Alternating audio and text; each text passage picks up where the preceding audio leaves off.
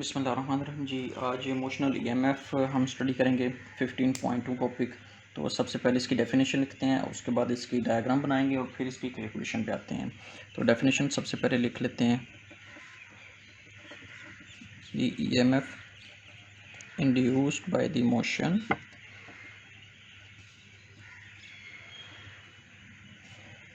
Of a conductor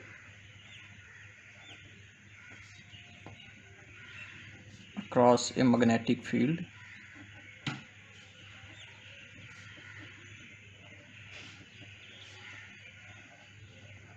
is called motional EMF. अच्छा, इसकी definition जो है जो हमने लिखी है, इससे क्लियरली ये पता चल रहा है कि मोशनल ईएमएफ जो इसके नाम से यहाँ पे आप देख सकते हैं कि मोशनल, इसका मतलब है कि हम चीज़ को मोशन प्रोवाइड करें, हरकत दे रहे हैं। और ईएमएफ का हम पिछले टॉपिक में देख चुके हैं क्या मतलब होता है। बेसिकली पोटेंशियल डिफरेंस ही होता है ईएमएफ। तो मोशनल ईएमएफ की डेफिनेशन है the EMF induced by the motion of a conductor across a magnetic field is called motional EMF. तो इसकी पहले डायग्राम बनाते हैं और फिर इस डेफिनेशन को उस डायग्राम से रिलेट करके हम फिर स्टडी करते हैं कि इसका डेफिनेशन का क्या मतलब बनता है।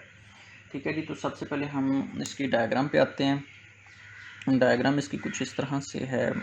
ये दो रॉड हैं, ठीक है जी। यहाँ पे गैल्वेनोमीटर लगा हुआ है और दूसरा रॉड ये है, यहाँ पे एक और हमने कॉपर रॉड रखा हुआ है। और ये मैग्नेटिक फील्ड है जो कि इनटू द पेपर है, ठीक है जी। क्रॉस का सिंबल होता है, ये मैग्नेटिक फील्ड को रिप्रेजेंट करता है और magnetic field into the paper को रिप्रेजेंट करता है। यहाँ पे हम इसको लेबल कर लेते हैं ए बी, साथ ही गैल्वेनोमीटर अटैच किया गया है। और ये जो रॉड है इसको हम इस तरह से बना लेते हैं, ठीक है जी। अब इस रॉड को आपने वेलोसिटी v से मूव करवाना है राइट टुवर्ड्स राइट साइड, ठीक है जी। ये वेलोसिटी v से आपने रॉड को टुवर्ड्स राइट साइड पे रोटेट करवाना है। अब रॉड के अंदर लेट सपोज ये पॉजिटिव और नेगेटिव चार्जेस वैसे होते हैं, ठीक है जी।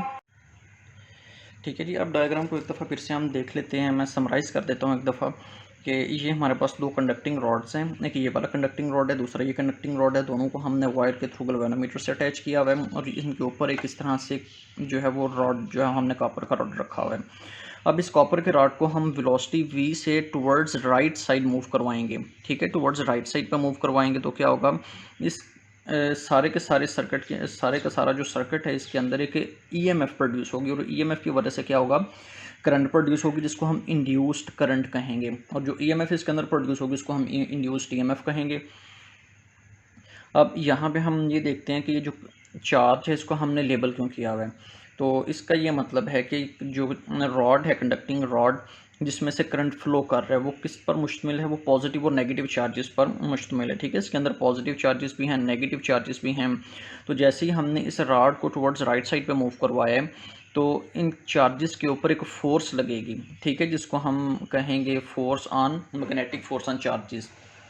और इसकी अमाउंट हमने देखी थी, वो किसकी इक्वल होती है, एफ इस इसको हम एफ एम लिख लेते हैं।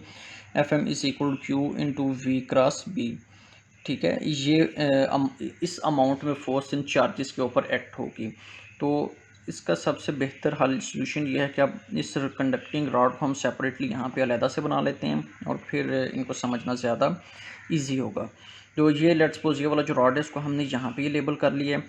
तो ये एक चार्ज है, लेट्स सपोज यहाँ पे एक चार्ज, ये पॉजिटिव चार्ज है। तो जैसे ही हमने इस रॉड को मूव करवाया तो ज़ाहिरी बात है चार्ज जो है वो रॉड के अंदर है, तो चार्ज भी मैग्नेटिक फील्ड के अंदर मूव कर रहा है। तो हमने ये देखा था कि अगर कोई चार्ज पार्टिकल मैग्नेटिक फील्ड के अंदर मूव करता है तो उसके ऊपर जो फोर्स एक्ट होती है वो किस अमाउंट के बराबर होगी, F M is equal Q into V cross B. और इसको हम इस तरह से लिखेंगे, Q into V cross B किसके इक्वल हो जाएगा, वी बी साइन, और एंगल किसके बराबर हो जाएगा, साइन थीटा के। तो यहाँ पे साइन थीटा बेसिकली किसके बराबर है, ये साइन थीटा जो एंगल थीटा है ये वेलोसिटी और मैग्नेटिक फील्ड के दरमियान है। तो अब आप देख सकते हैं वेलोसिटी जो है वो राइट साइड पे है और जो मैग्नेटिक फील्ड है वो इनटू द प्लेन है, मतलब मैग्नेटिक फील्ड इस डायरेक्शन में है, पेपर के अंदर की जानब है, ठीक है, बिल्कुल परपेंडिकुलर जिस तरह फिंगर है। मैग्नेटिक फील्ड इस डायरेक्शन में है और वेलोसिटी इस डायरेक्शन में, दोनों के दरमियान जो एंगल है वो कितना बन रहा है, वो 90 बन रहा है। तो एंगल थीटा किसके इक्वल हो जाएगा, theta is equal to 90 degree.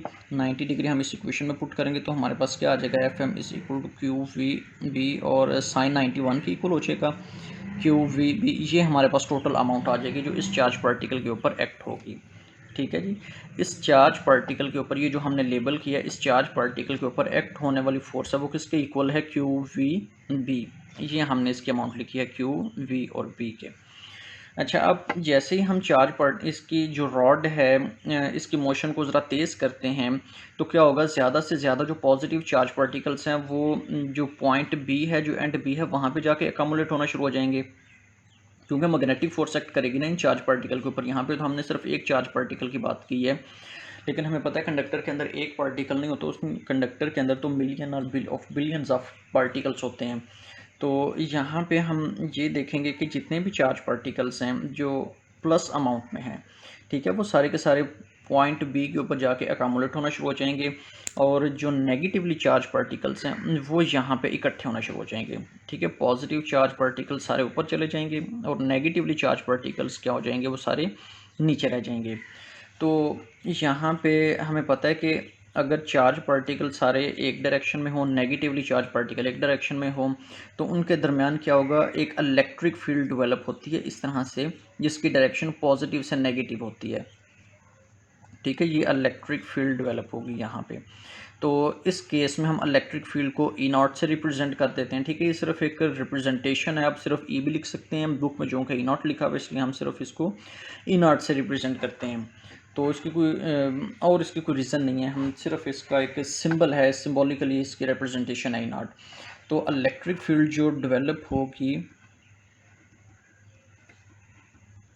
वो किसके इक्वल हो जाएगी, इलेक्ट्रिक फील्ड को हम इस तरह से रिप्रेजेंट करते हैं ई नॉट, और इलेक्ट्रिक फील्ड किसके अमाउंट के बराबर होती है, F divided by Q K. ठीक है जी, F is E naught is equal to F divided by Q K. ये फार्मूला आपने चैप्टर नंबर 12 के अंदर देखा हुआ डिटेल से। और अगर हम सिर्फ एफ की बात करें फोर्स की, तो ये किसके इक्वल हो जाएगा, क्यू ई नॉट के। ये यहाँ पे हम एफ ई लिख लेते हैं, ये एफ ई इलेक्ट्रोस्टैटिक फोर्स। ठीक है जी, तो यहाँ पे जो पॉजिटिव चार्ज पार्टिकल्स हैं सारे एक डायरेक्शन में अकोमोलेट हो जाएंगे, नेगेटिव चार्ज पार्टिकल एक डायरेक्शन में आ जाएंगे, और पॉजिटिव से नेगेटिव की जानब एक इलेक्ट्रिक फील्ड डेवलप होगी जिसकी अमाउंट हमने ये लिखी है, E naught is equal to F naught divided by Q. और यहाँ से हम एफ ई को लिख सकते हैं, एफ ई किसके इक्वल हो जाएगा, क्यू इंटू ई नॉट। तो अब यहाँ से हमने आगे अपनी कैलकुलेशन को स्टार्ट करना है। तो हमने दो किस्म की फोर्सेस अभी तक देखी हैं, एक तो है मैग्नेटिक फोर्स, ठीक है, जिसको हम एफ एम लिख लेते हैं, उसके अमाउंट किसके बराबर है, क्यू वी बी के। और दूसरी फोर्स है इलेक्ट्रिक फोर्स, उसके अमाउंट किसके बराबर इक्वल है, क्यू ई नॉट के। अब अगर ये दोनों फोर्सेस इक्वल होती हैं, यहाँ पे हम दोबारा से एक वही डायग्राम बनाते हैं जी। तो यहाँ पे हम चार्ज पार्टिकल को इस तरह बना लेते हैं, जो अपवर्ड डायरेक्शन में फोर्स एक्ट कर रही है वो कौन सी फोर्स है चार्ज पार्टिकल के ऊपर, मैग्नेटिक फोर्स। डाउनवर्ड कौन सी फोर्स एक्ट कर रही है, इलेक्ट्रिक फोर्स। अच्छा, अब पहला क्वेश्चन मेरा यह है कि डाउनवर्ड डायरेक्शन में फोर्स क्यों एक्ट करेगी इस चार्ज पार्टिकल के ऊपर। तो इसकी रीज़न ये है, जिस तरह के मैंने पहले आपको बताया कि यहाँ पे जो पॉजिटिव चार्ज पार्टिकल्स हैं वो सारे के सारे जो एंड बी है कंडक्टर का, वहाँ पे अकोमोलेट हो जाएंगे, मतलब जो इकट्ठे होना शुरू हो जाएंगे। और जो नेगेटिवली चार्ज पार्टिकल्स हैं, जो इलेक्ट्रॉन्स हैं, वो एंड ए के ऊपर जाके इकट्ठे होना शुरू हो जाएंगे। तो अब ये वाला चार्ज पार्टिकल अपवर्ड डायरेक्शन में मूव करेगा मैग्नेटिक फोर्स की वजह से, क्योंकि नेगेटिवली चार्ज पार्टिकल नीचे मौजूद हैं। नेगेटिव चार्ज पार्टिकल इसके ऊपर फोर्स एक्सर्ट करेंगे, ठीक है, उसको नीचे खींचने की कोशिश करेंगे, जिसको हम इलेक्ट्रोस्टैटिक फोर्स कहते हैं। तो एफ ई इसकी अमाउंट हमने लिखी है, किसकी इक्वल होगी, क्यू ई नॉट के। अब हम इक्वेशन नंबर 1 और इक्वेशन नंबर 2 को इक्वेट करते हैं, ठीक है जी, इनको इक्वल रखते हैं, F M is equal to F E. इन दोनों को अगर बराबर रखें तो इसका फिज़िकल मीनिंग अभी मैं आपको बताता हूँ क्या बनता है। अच्छा, अब हमने इन दोनों को इक्वेट किया, ये क्यू क्यू से कैंसिल हो गया, बाकी ई नॉट किसके इक्वल हो जाएगा, वी और बी। अच्छा, इस रिज़ल्ट को भी अभी डिस्कस करते हैं। अच्छा, सबसे पहली चीज़ ये है कि अब हमने उन दोनों फोर्सेस को इक्वेट क्यों किया, इन दोनों को बराबर हमने क्यों रखा है, ठीक है। ये मैग्नेटिक फोर्स है और ये इलेक्ट्रिक फोर्स है। अच्छा, अब अगर इन दोनों फोर्सेस को हम बराबर रखेंगे तो क्या होगा, ये जो चार्ज पार्टिकल है, जो प्लस चार्ज पार्टिकल है, ये एक कांस्टेंट वेलोसिटी से इस तरह सर्किट के अंदर मूव करना शुरू कर देगा, जो सर्किट हमने यहाँ पे बनाया है, ठीक है। ये वाला प्लस चार्ज पार्टिकल एक कांस्टेंट वेलोसिटी से सर्किट के अंदर इस तरह से मूव करना स्टार्ट कर देगा। अगर ये वाली फोर्स ज़्यादा हो जाती है, मैग्नेटिक फोर्स, ये जो मैग्नेटिक फोर्स है एफ एम, ये ज़्यादा हो जाती है तो क्या होगा, ये चार्ज पार्टिकल एक्सेलरेट करना स्टार्ट कर देगा, तो करंट की जो वैल्यू है वो कॉन्स्टेंटली बढ़ना शुरू कर देगी।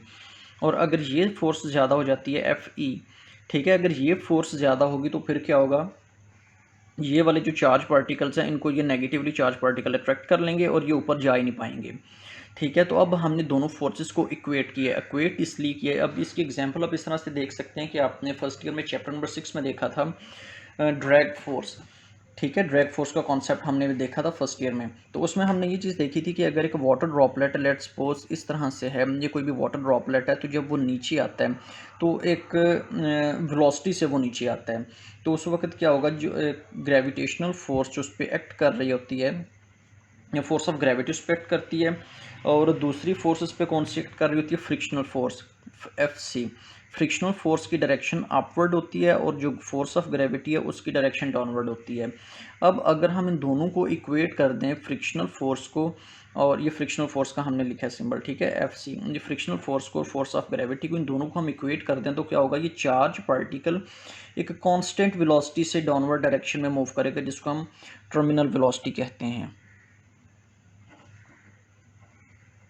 ठीक है। ये सिर्फ एक एग्जांपल थी जो मैंने आपको दी है, क्योंकि एग्जांपल हम ऑलरेडी स्टडी कर चुके हैं चैप्टर नंबर 6 के अंदर, फर्स्ट ईयर का चैप्टर नंबर 6 में।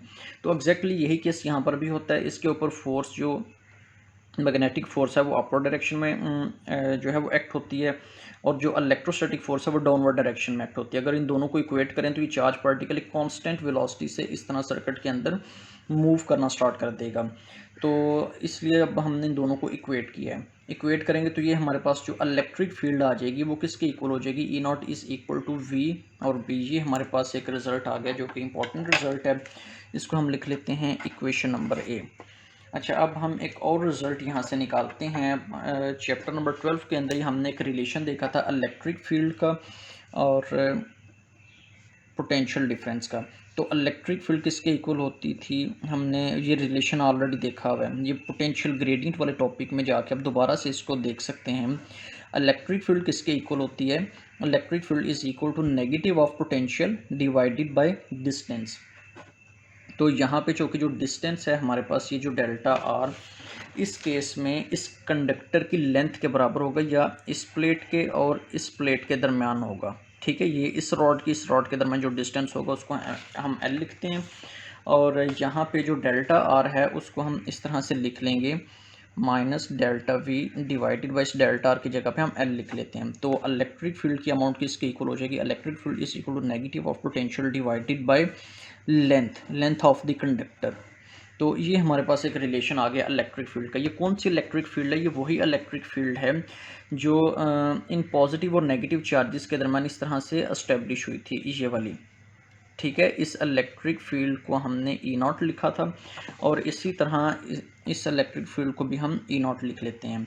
तो ये हमारे पास जो इक्वेशन है, ये इक्वेशन नंबर बी है, इसको इक्वेशन नंबर बी लिख लेते हैं। तो अब इक्वेशन नंबर बी को इक्वेशन नंबर ए में हम पुट करते हैं।